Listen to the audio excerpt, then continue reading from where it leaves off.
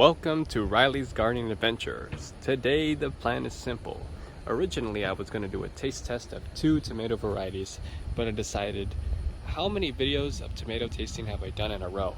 And I was like, I don't want to do so many in a row that people are going to be tired of tomatoes. So they're going to say, Riley, please, I don't want any more tomatoes. It's too much tomatoes. We can't take any more. So I decided to do a garden tour again for a change and give an update on my container garden and garden bed. Now I would like to get it out of the way as well that a lot of container sizes that I'm using are not optimal for each of these plants. I just used whatever I could find. And this is a Millionaire Eggplant. So these are early ripening black long tomatoes, and they perform quite well. I've had a lot of yield from them. And they taste really delicious. But not a lot of people in my family like to eat them, so I'm not really going to grow eggplants next year. I have some rosemary over here, an aloe vera plant, a lot of marigolds.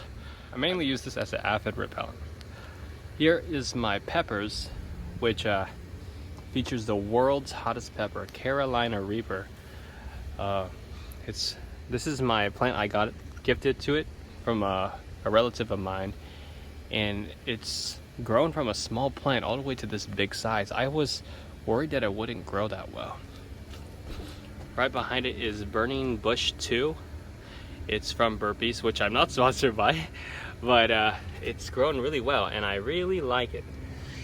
I can't believe I only bought this plant for $3 and it's producing so much fruits.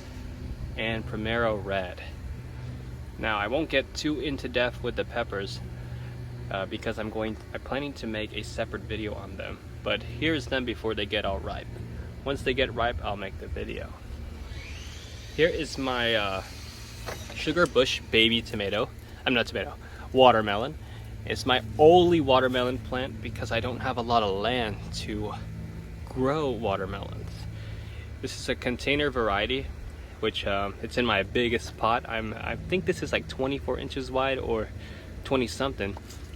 And I don't know what's with the spots. I'm not sure what that is, but I can't wait to eat this only watermelon I was able to get. I also have a giant Coleus. I'm not sure how to pronounce it, if it's Coleus or Coleus. It's a flamethrower variety. I saved it from the brink of death and now it's growing crazy. Over here I have my 4 o'clock flowers, which I use primarily as a pollinator attractor. It has attracted hummingbirds too, which is really nice. The flowers open and close throughout the day. Sadly, they're closed right now, so you can't really see. I have another one over here. This is called 4 o'clock kaleidoscope. And back here, hidden behind all of this stuff, is my Hungarian yellow wax peppers. They're just like, they look identical to banana peppers, but they're actually spicy. They go up from yellow all the way to red. And if you see, that's my cat over here. Say hi. Alright, now that I've shown my container garden, now I'll show you my garden bed. Welcome back to my garden bed. It's been several weeks since the last time I showed a video. And now let's take a quick look on how it looks like now. So as you can see, the bird feeder has been munched on. I keep refilling it and the birds keep coming. So I would like to first give an update on my banana peppers. So I harvested those red or orangey ones. I haven't ate them yet, so I don't know how they taste. But I harvested them because there was rain and the plants were getting knocked over by the weight of the peppers. It's growing more peppers now, as you can see. And it's getting kind of overshadowed by this green zebra, which I stopped pruning. It's been quite difficult to keep pruning these, especially since the size and all this vegetation in the way. So I originally wanted to single stem all my tomatoes, but due to circumstances, I had to just let it sprawl and do whatever. I'll do better management next year. So my green zebras, they're producing a lot.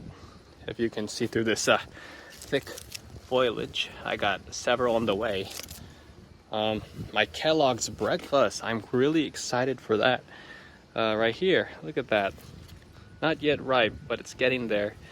I think this turns into an orange color, and it's an heirloom variety, so I can't wait to review that. Here's a more ripe one that's orange and soft, so probably the next video after my Brandywine video will be this one and my solar flare, which is also ripening right here. Look at that.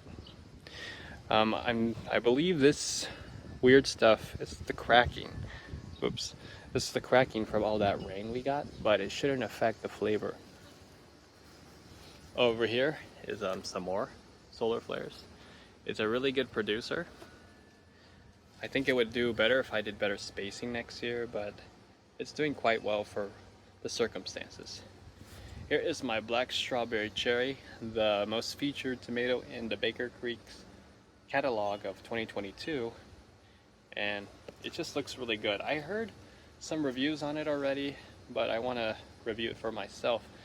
If you watched my old video, you know that the deer ate a ton of these, so that's why I'm only getting fruits now, even though I planted it as early as late April. Over here is my eggplants. This is my Satsumalong Eggplant. I harvested a few earlier. I didn't get to record those, but I had one that was over a foot long, and it just keeps producing. This is a really good producer. The flavor is kind of different. If you ever ate those long purple ones from an Asian food store, it tastes different than that, as this is more like a buttery flavor or potatoey flavor than those eggplants. It's really good. It's kind of heavy. All my bamboo stakes are getting pulled. See, look at that. They're getting pulled down. Oh, and speaking of stakes, that remind me, I would like to give an update on the height of my tomatoes. So, I said how I want to see how tall it can grow.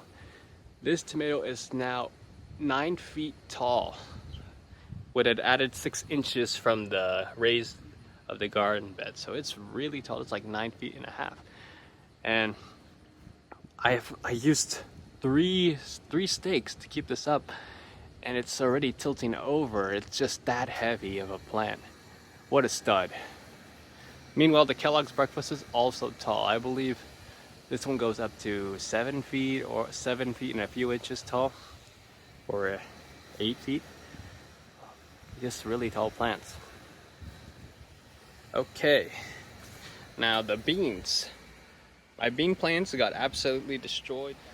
I don't know what it is, but it like destroyed my plants, and I didn't really have any funding to take care of it, so I just let it go.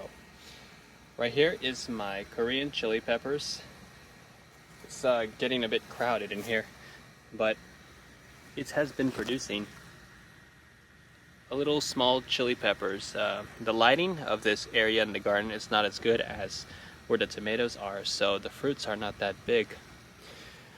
Here is my other cherry punch tomato, which I just put there as a spare, and it's producing crazily.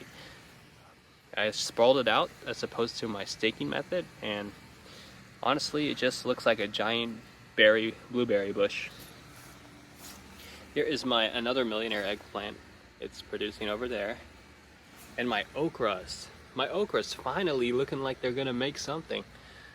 Can't believe I started this from seed. It's been taking ages to grow, but the leaves are massive. Look at that, massive. And I think I'm gonna get some okras soon. Can't wait to try that. And this concludes my garden tour. And stay tuned for more adventures on Riley's Garden Adventures.